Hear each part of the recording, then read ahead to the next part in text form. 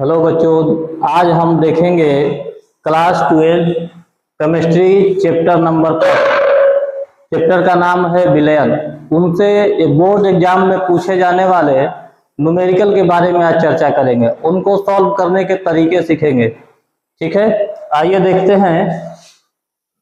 इस टाइप के क्वेश्चंस को करने से पहले हमें कुछ फार्मूले थोड़ा सा रिवाइज करने चाहिए। ठीक है, कुछ फार्मूलों को हम लोग देख लेते हैं, जिनमें थोड़ा सा समझ लेते हैं कि कोई भी विलयन हम लोग बनाते हैं तो विलयन के दो घटक हैं।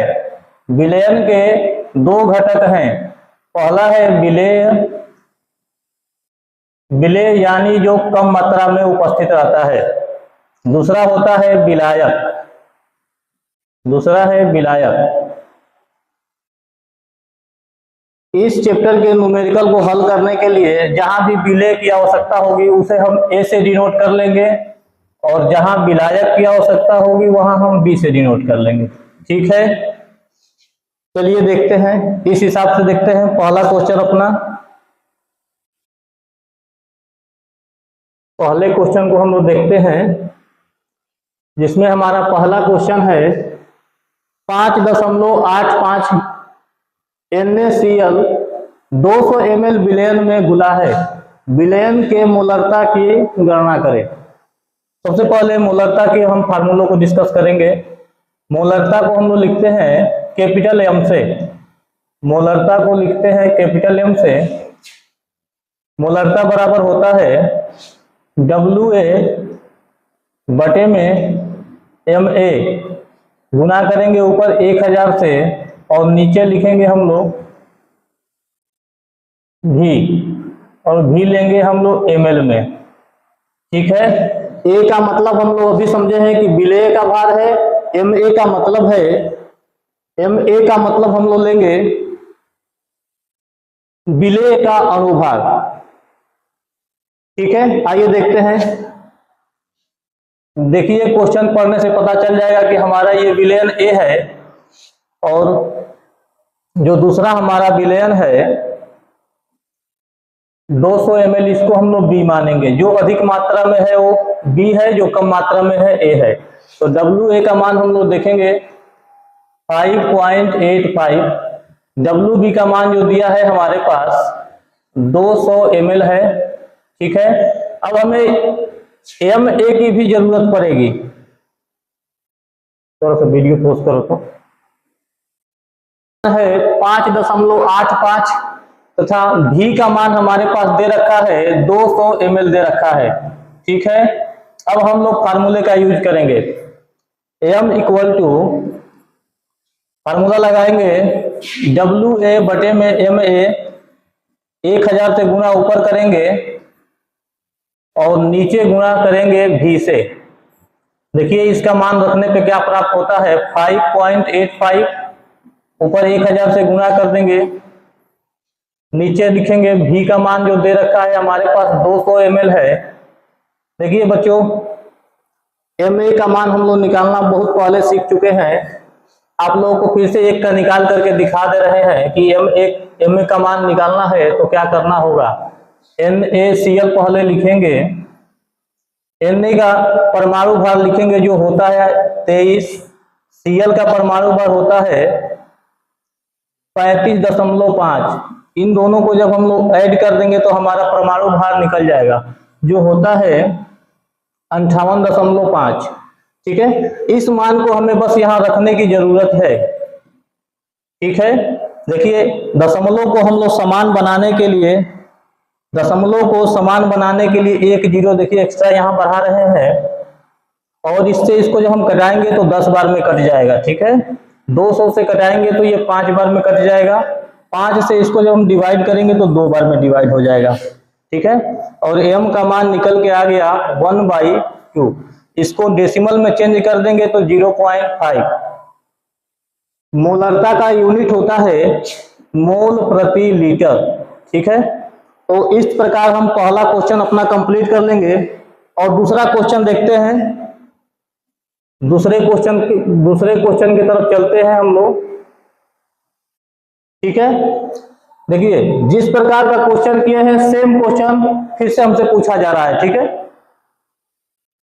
देखते हैं इसमें भी वही फार्मूला लगाएंगे, देखेंगे कि मोलरता हमसे ज्ञात करने के लिए पूछ रहा है।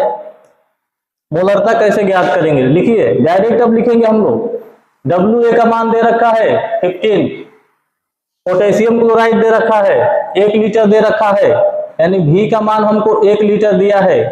बच्चों हम जानते हैं कि ये जो हमारा फार्मूला है वो ml में लेता है, हम इसको लीटर को ml में चेंज करेंगे तो 1000 ml हो जाएगा, ठीक है। हम Ma का मान भी ज्ञात करना सीखे हैं, अभी फिर से ज्ञात कर लेते हैं। पोटेशियम क्लोराइड का सूत्र होता है KCl, K का मान हम लोग रखेंगे 39, अगले तत्वों पे जाएंगे प्लस का चिन्ह लगाएंगे, और Cl का मान होता है 35.5। दोनों को जब ऐड करेंगे तो हो जाएगा हमारा, ऐसे ऐड कर लेंगे 74.5, ठीक है। चलिए फार्मूला लगाइए, जब हमें सभी मान ज्ञात हो जाए तो फार्मूले लगाने हैं, ठीक है।